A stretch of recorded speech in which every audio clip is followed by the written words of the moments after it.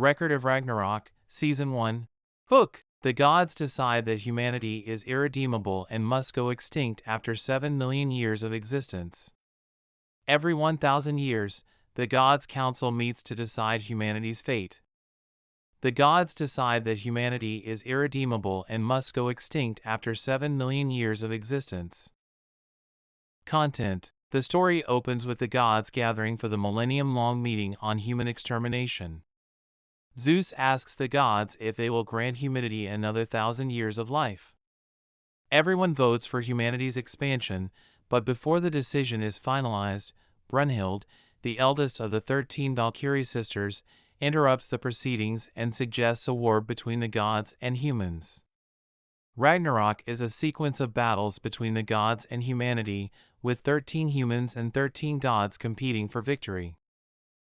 The gods decline because they feel it would be a waste of time and would not even be a competition. Brunhild teases them by yelling, "Baby, this automobile, baby." The gods' laughter echoed across the area, but it swiftly turned to great fury as they felt humiliated. Zeus comes up calmly and asks the gods if they want to fight. The gods gladly accept the challenge against humanity, and Ragnarok is officially started. We then enter the Brunhild Valhalla arena, where Thor will face China's ultimate hero Lubu in the opening match of Ragnarok. The fight begins with Lubu demonstrating human skills and how they aren't far off regarding sword strength. Thor decides to strengthen his hammer Mjolnir. In a flashback, we see giants wreaking havoc all over Asgard. Everyone is devoured since they lack the strength to combat these creatures, but just as all hope seems gone, Thor comes with the might of the Mjolnir. He destroys them with ease. While the survivors were terrified for their life, Thor got bored and slaughtered 66 giants by himself. We return to the fight as lightning spreads across the stadium as he performs Thor's hammer, which is aimed toward Lubu. Everyone thought Lubu was dead, but just as smoke clears, Thor is cut, and Lubu firmly declares that he is not terrible. We then show Lubu's journey since he was a child, as he traveled far and wide to become the greatest. Nothing got past him, from bears to battalions. Eventually, nothing could stand in his way. Lubu recognized there was no one on the planet who could compete with him.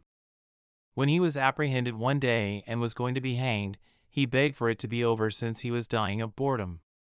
We then return to Thor and Lubu battling as he feels he has finally met someone with whom he can fight. Zeus observes the conflict and declares that something is wrong. He goes on to explain that no human being can survive a divine stroke. Brunhild is giggling. We return to before the combat and witness Geir, another of the 13th Valkyrie sisters, scheming for Ragnarok with Brunhild. Human-made weapons are toys in comparison to divine weaponry, yet the only thing that can survive is another divine weapon. As the rest of the Valkyrie sisters arrive, Rangrid takes a step forward and kneels to offer herself to the cause. We then return to combat as Bruno explains that a Valkyrie's body may transform into a human weapon. Valkyrie's distinct characteristics influence the weapons that are used. Shield Destroyer is Rangrid's value. Thor's glove is shattered by a Lubu spear, and all of mankind rejoices and waits to see a god defeated by a mortal. Thor's hammer falls to the ground, and the cobblestones melt, but Mjolnir begins to pulsate. Zeus then discloses that the glove shop exists not to protect him but to restrain his might and keep him from crushing Mjolnir before it wakes. Brunhild receives a notice for all Ragnarok participants. She then declares that at the end of the game, their champions would be renowned as the God Killers. Thor swings the hammer and then lets it fly in the direction of Lubu. Lubu, on the other hand, avoids it as he races to Thor at full speed, but as he reaches him, Mjolnir is close behind him, returning to Thor's. Lubu uses his spear to drive himself away from Thor's hammer, but Thor catches it and utilizes the speed to his advantage. They collide once more, causing the entire arena to quake. Lubu then blocks Thor's strike once more, but this time he suffers severe injury from the pressure, and his horse rushes to Lubu as he rises with his beyond damaged feet. Thor is overjoyed when he sees Lubu mount his horse. Lupu charges toward Thor at full speed. He then clutches the end of his spear. We then see Lubu exercising in the highlands, swinging numerous spears repeatedly. Then one day, Lubu was able to divide the sky in half. The Sky Eater was Lubu's tactic. Lubu employs his Sky Eater, while Thor employs his Awoken Thunder Hammer. The collision is massive, yet as the smoke clears, Lubu's spear is shattered. Lubu sees his arm and bites it off while he is badly injured, one of his arms gone and the other dangling on a thread. He then looks up into the sky, thrilled with his victory in the war. Lubu feels delighted for the first time in a fight when Thor knocks his skull off to end the bout. Thor is pronounced the winner of the first match, 1-0 to the gods, with Rangrid and a decapitated Lubu on the ground. Brunel and Gyr begin heading back to choose their next warrior. Gyr is curious about what happened to Lubu and, more crucially, Rangrid. She claims that the soul is obliterated and merely turns into comic dust. Gyr yells, wondering how she can be so calm since they'll never see Rangrid again. Brunhild returns her expression of exasperation and rage, asking how sobbing can help them fight the gods because the fate of all mankind is at stake in this war. Adam against Zeus is Ragnarok's second battle. Adam utilizes Volo with Sister Regan Leaf before the fight begins, and his weapon is brass knuckles. Cain and Abel offer their father words of support. The combat begins with Zeus charging Adam at full speed. Zeus strikes at Adam at 0.01 seconds, but he effortlessly avoids it. Zeus continues to flirt with jabs, steadily increasing the pace as he throws his meteor jab shower, and Adam manages to evade them all with ease. Zeus then kicks Adam, but he manages to avoid it. In return, Adam executes each of his maneuvers precisely, including the meteor jabs with which Zeus is pummeling and a divine act performed directly on his leg. Adam can precisely imitate divine tactics since he was made in God's likeness. Zeus begins to move his feet and accelerates as he attempts to kick Adam's skull off. Adam quickly imitates Zeus' footwork and kicks him in the face. Zeus prepares for a special move as we see a flashback of him fighting his father, Kronos. Zeus's special move, which gives dominion over time. Zeus discovered it and named it Time-Transcending Fist. However, the person who was injured ended up being sued since Adam can instantly replicate and dodge a hair encounter with one of his own. Everyone assumes Zeus is dead as he lies flat on the ground. We next travel to Eve's garden, where Adam was having a tranquil existence until one day Eve is accused of eating the forbidden fruit by the snake, who is only interested in Eve for himself. Even though the markings on the fruit were produced by the serpent himself, Heaven's score found humanity guilty 99% of the time. She was condemned to expulsion from Eden. However, Adam enters the court, knocking down the guard and clutching a basket full of fruit, which he then bites into and dumps out on the ground. He approaches Eve and informs her that if she is leaving, so will he. When Eve hugs him, the serpent becomes envious and attacks them both, but Adam defends himself by slicing the serpent's legs, and they leave Eden. Zeus jumps to his feet and jerks his head back into place just as Adam is about to be hailed as the victor. Zeus recognizes Adam and what he is capable of and asks him why he came out to battle. During the battle, Zeus spits blood, and a drop of the blood lands on Adam's eye, causing him to bleed from his eyes, allowing Zeus to ultimately hit Adam. For the first time, Zeus continues to strike while Adam defends himself. Brunhild claims Adam's eye injury was so bad that he might be blind. Adam's family and the rest of mankind beg him to give up. In despair, Adam hears a baby wailing in the throng and says he'll take care of it, just as Zeus strikes down Adam with maximum might, but Adam uses this to his advantage and pulls Zeus's hair and smiles at him, claiming he got him. They exchange final swings for several minutes, but it all comes to a halt with Zeus on his knees and Adam still standing with his arm extended. Zeus declares victory as everyone rejoices, but reality sets in as everyone realizes Adam died standing. Zeus compliments Adam, saying that if endurance had been the deciding factor, he would have prevailed. Zeus is declared the winner with a score of 2-0 in favor of the gods.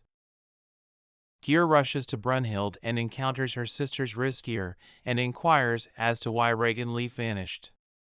If the brass knuckles were unharmed, she would respond by explaining that Valen merges a human and a Valkyrie, and the destiny is shared by both. Hurst holds Gyr as she begins to cry, but then she tightens her grip on her, her face filled with rage, declaring that she will make them pay. Sasaki Kojiro vs. Poseidon is the third battle of Ragnarok. The bout begins with complete quiet as they confront each other, then suddenly, Kojiro lunges at Poseidon and is stabbed in the chest. Back to Kojiro. Still standing there, beginning to sweat, Kojiro was thinking of methods to attack Poseidon, but he had already been slain 18 times before the contest began. He charges toward him, ordering Poseidon to look at him. Poseidon had already murdered Adamas when he raised his head to look him in the face for the first time. Poseidon informs Hermes that there is a forger among them. Kojiro sits in the center of the game, declaring that he does not want to die. We then get a glimpse into Kojiro's history as a man who never won anything. He arrives late at the dojo, and an enraged Kakegatsu wishes to combat him. Kojiro resists his blow, but he continues to strike, knocking his blade out of his hands. Kojiro surrenders as he rushes him, and Kakegatsu becomes even more agitated when Kajimasa enters to calm him down. When Sagan, the dojo's creator, asked him why he surrendered so soon, he said that he could fight Kakegatsu 100 times and never win. Kojiro learned in nature rather than the dojo. 6 months later, he returns to the dojo, and everyone is taken aback by his look. Kakegatsu wants to try, but Kojiro claims he has already exceeded them. He swings at him but envisions himself being sliced in two and stops. Kojiro requests a lesson from Sagan and once again fails. For years, he didn't come to the dojo. Sagan comes to meet Kojiro one day after discovering he is working. Kojiro allows a blind Sagan inside the house, but even in his blindness, he can see the hard effort and commitment Kojiro has shown by having the names of everyone in the dojo crossed out on his sword, as he has exceeded them all, even Sagan himself. Kojiro then proceeded on a voyage in which he battled several swordsmen of various styles and repeatedly lost as he grew stronger. He went down in history as the greatest loser. He asked Poseidon if he would teach him a lesson in his honor. Kojiro runs forward and strikes his blade downward, just as Poseidon prepares to swing his trident. Suave is the technique used by Kojiro as he swings upward. Poseidon was able to avoid the attack and stare Kojiro in the eyes. Poseidon makes his opening move and employs the method of infiltrate, but Kojiro manages to avoid all of his swings. To produce a flawless image of Poseidon, Kojiro examined every feature of him, from his gait to how he breathes and his mannerisms. Poseidon halts his strikes, and the audience goes mad. Poseidon begins whistling, and Kojiro is stabbed in the side. Poseidon speaks to Kojiro for the first time and inquires if anything is wrong. With a sneer on his face, he brands him a loser. The gods in the crowd applaud Poseidon, but Poseidon gives them a harsh look and even names them low lives. Kojiro questions Poseidon about why he does not accept the assistance offered to him, but Poseidon responds that gods do not collaborate and rely on others. Kojiro then remarks that being a deity must be extremely lonely. Poseidon resumes his onslaught without hesitation as Kojiro attempts to avoid it, but Poseidon keeps the pressure on. Kojiro used his ability and had a chance to counterattack, but Poseidon came from behind and nearly struck him. Poseidon doesn't stop, but Kojiro switches his hold on the sword and strikes directly toward Poseidon's skull.